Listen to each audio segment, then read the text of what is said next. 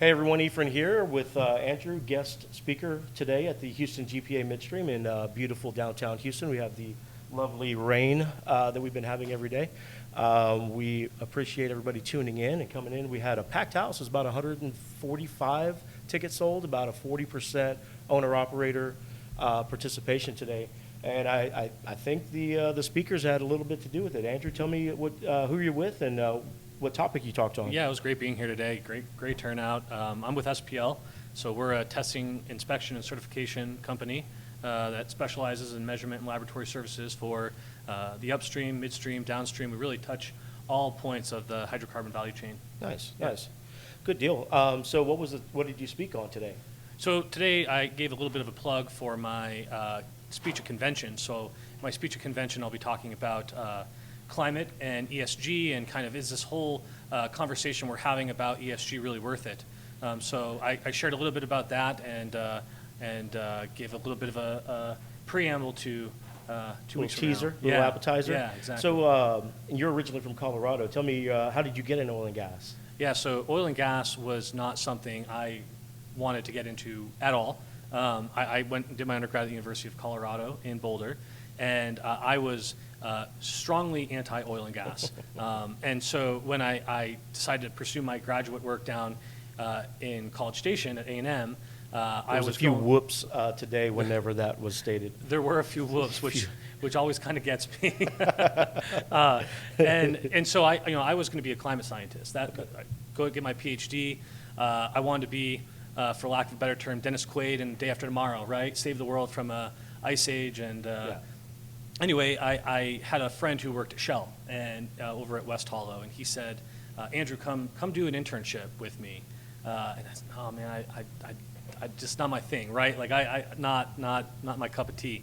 And after a little bit more push from him, I said, okay, I'm going to do it. And it changed my whole trajectory professionally, right? Because I got into the environment, and wow, this Shell is not just oil and gas, right? It's a forward-thinking, progressive energy company, and they were working on solar projects. They were working on hydro projects. They were working on all kinds of energy projects, and that's what I think I learned that summer was oil and gas is not oil and gas. Right. It's really energy, right? Essential energy, and so that really changed my trajectory, and I became an advocate for the energy industry and not a proponent.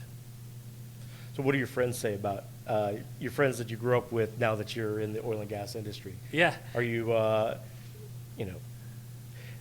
do things get heated on occasion, or are they seeing the light? That No. We are more rounded and are about taking care of our environment. Yeah, so a lot of people I know from the graduate schools days surprisingly also work in the energy industry now, right? People who were lab mates of mine actually work at SPL. So it was a tough pill to swallow for my academic sponsor. I think he didn't appreciate the fact that I was about to dip into the evil empire of oil and gas, right? He worked hard and put me through my graduate years. But at the end of the day, I think a lot of people have come around to the concept of, you can work in the energy industry, mm-hmm. and you can also accept the fact that climate is changing, mm-hmm.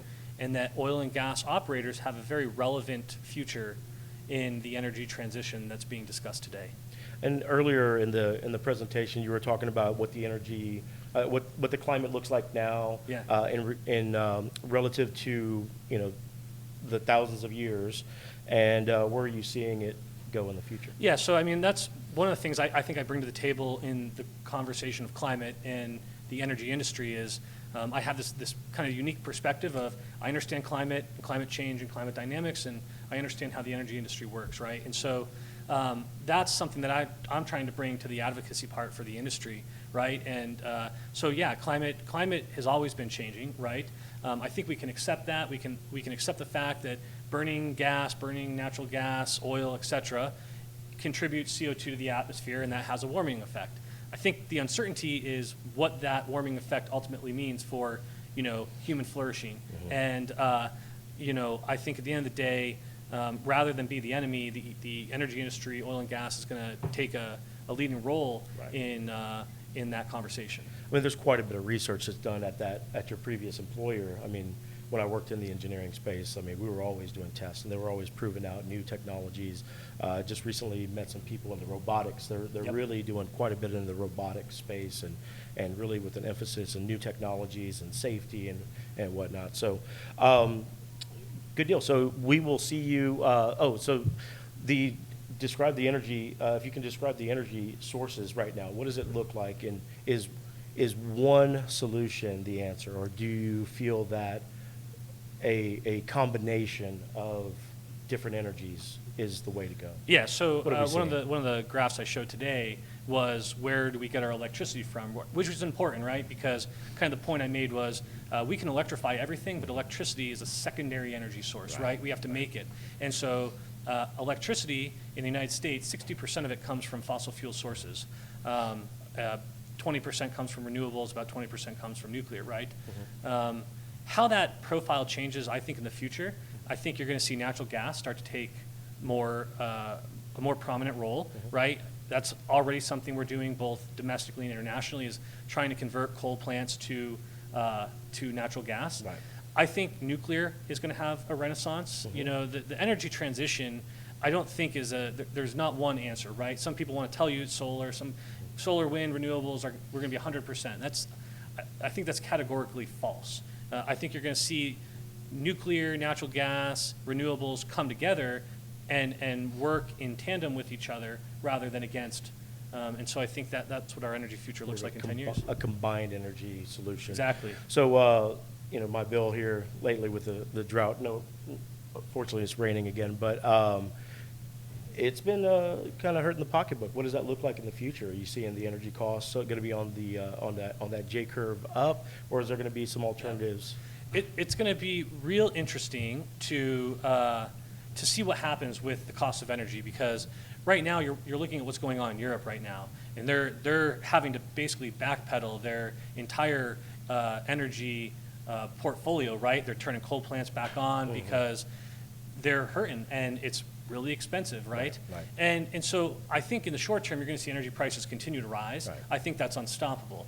But I think in turn, natural gas, coal, other more reliable baseline energies come online, you're going to see that energy costs will come down, right? And where I'm going with this is, one big critique of nuclear power is how expensive it is to build, right? They're expensive. But I think if you look to France and you see the France model where they standardize construction, they shorten construction time, France generates 90% of their power from nuclear. They do it safely, and they generate so much of it, they actually send electricity to other countries. So I think you're going to see short-term increase, but costs will come down. Gotcha.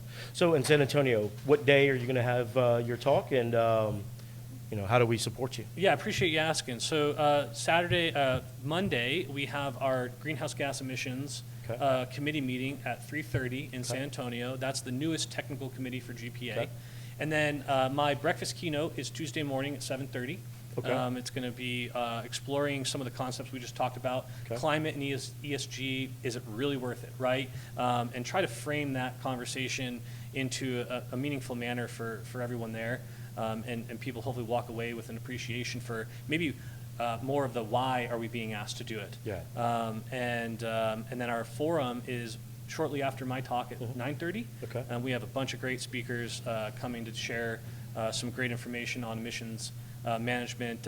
Liz, the one plug I'll give, Liz O'Connell is a Forbes 30 under 30. Nice. And she has a company called Aerolytics that does all kinds of emissions data management and emissions modeling. So I'm really looking forward to all the talks at the forum, especially yours. We are looking forward to all this. This is all new, innovative stuff that's relevant in our daily activities. So we appreciate you putting the time together to present for us and then give us this information so we can help move the midstream industry forward. So be sure to tune in over at the National GPA, and we'll see you there.